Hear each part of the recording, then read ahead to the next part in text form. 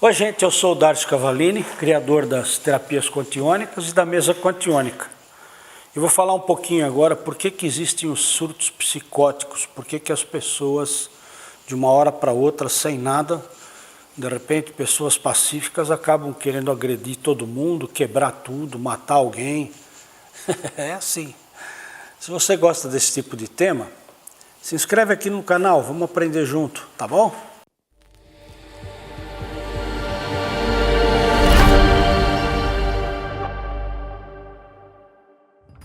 Hoje vamos falar dos surtos psicóticos, porque em função dessa pandemia, não parece, mas tem aumentado muito o número de casos de pessoas que acabam perdendo a razão.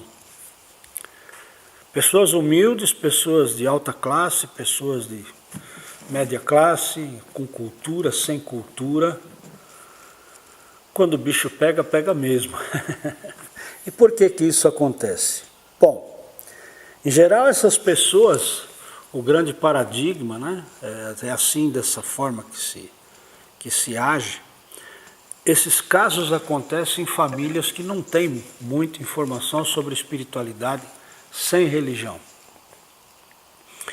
A grande maioria acontece nas casas onde o vínculo religioso, em geral, é católico, evangélico, mais ou menos por essa linha. E por quê? Porque essas religiões realmente não pautam pela espiritualidade, né? Tem um conceito de que a vida é aqui se faz, aqui se paga, e quando morrer vai para o céu e está tudo certo. E se for um pecador, vai para o inferno. E esse é o problema. Acontece que se espalhou um medo de que o inferno é aquele lugar que as pessoas ficam queimando eternamente a alma. Quando são pecadores, não conseguem ir para o céu, eles vão para o inferno e ficam lá, queimando no fogo do inferno o tempo todo. Não tem mais salvação. E esse é o grande medo da humanidade, de morrer. E como ninguém quer correr risco, ninguém quer morrer. E o engraçado disso tudo, o paradoxo, é que todo mundo sabe que vai morrer um dia, só não sabe quando. Então fica torcendo para ir adiando, vai empurrando com a barriga tudo que tem que ser feito, para ver se engana a morte e ela fica para o dia seguinte. E dessa forma, nesse conceito de vida, da mesma forma que se estabelece esse medo da morte através da religião, também se diz que Deus tem que ter medo de Deus, porque ele te castiga, né? Se não seguir as regras direitinho, for um pecador, ele te castiga, né? Então, a gente se acostuma a tudo que acontecer com a gente que a gente não entende, né? Você atribui a Deus e Deus tem que dar um jeitinho, ou através de promessa, ou através de um ebó, através de alguma forma. Você tem que trocar com um santo, tem que trocar com Deus para que ele te beneficie.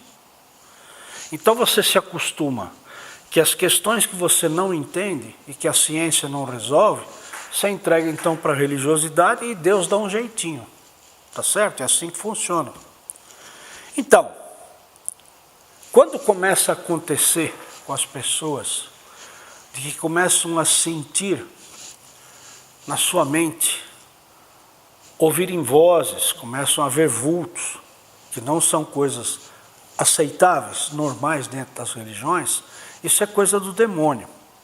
E se eu estou ligado ao demônio, eu sou um pecador, eu vou morrer. De repente esse cara vem me buscar para a morte. Como funcionam essas pessoas? Normalmente o paradigma é esse. Se as pessoas dentro da sua casa, ou seja um filho jovem, ou seja um idoso, não importa. Não tem idade, nem sexo, nem cor, nem... né? Quando acontece, acontece, porque é um chamamento e eu vou explicar mais tarde.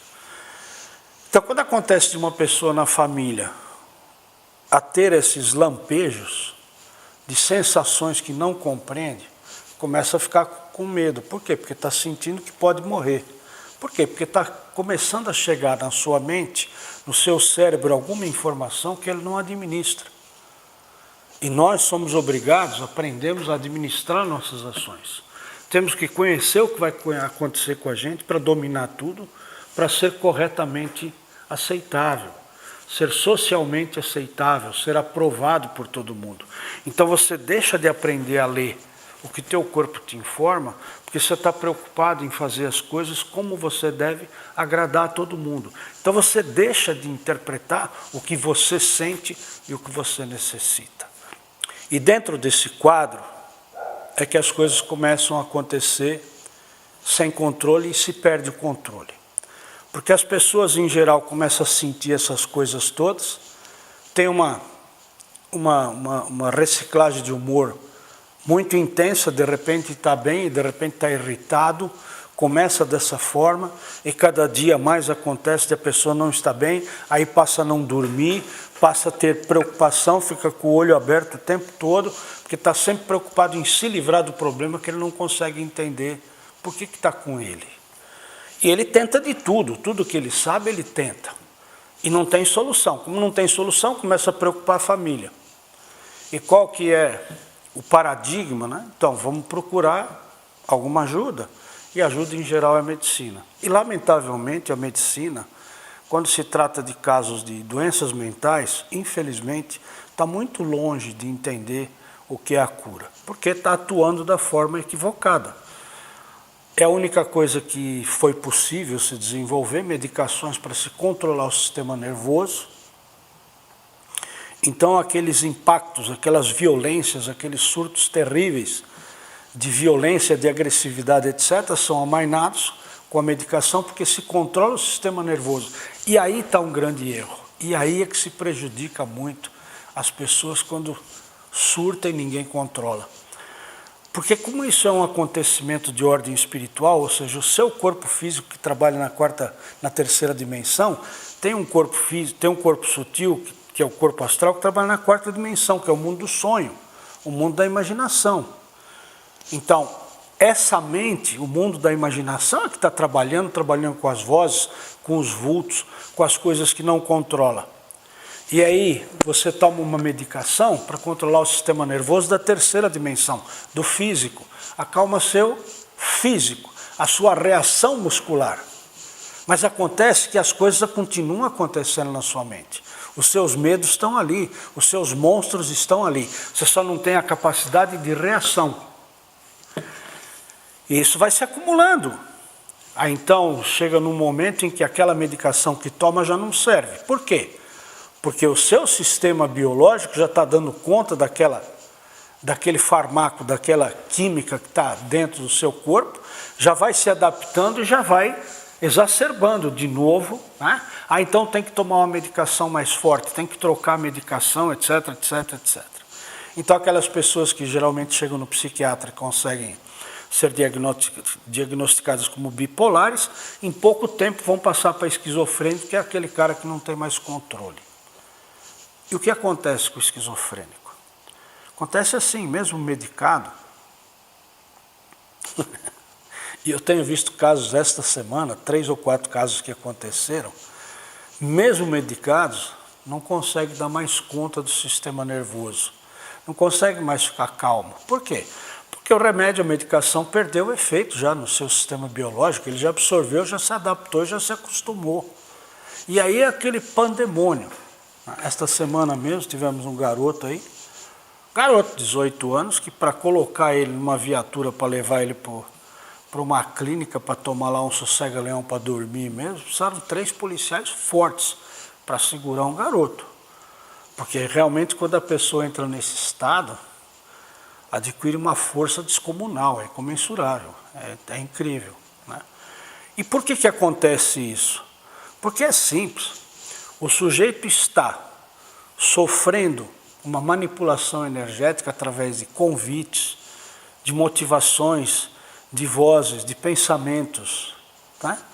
De situações que vão sendo criados na sua tela mental, de pavor, e ele quer fugir. Mas vai fugir como? Fugir dele mesmo? Não consegue.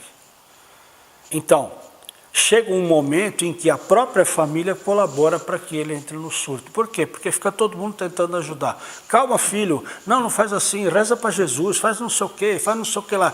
E o cara, ninguém resolve o problema dele, está muito longe de resolver, que é o caso desse menino, ele tem que botar para fora, senão ele vai ter um infarto. É a defesa natural, ele quebra tudo, ele arrebenta tudo e ele quer, na verdade, é se livrar do problema. E é muito interessante porque nessas situações a gente mesmo de longe, à distância, tá?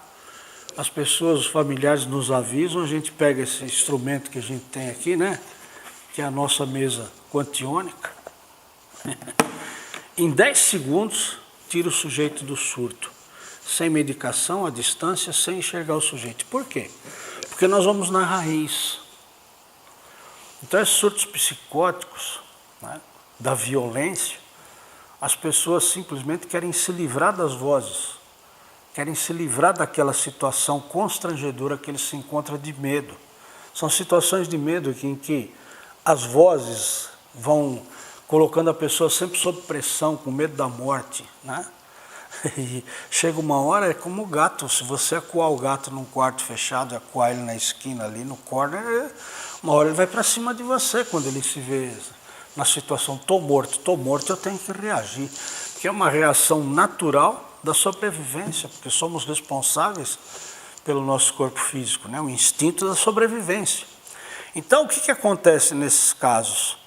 São situações em que, às vezes, e tem acontecido muito, a pessoa até se acostuma com uma determinada medicação, aí vai no psiquiatra, tem que trocar a medicação por uma mais forte.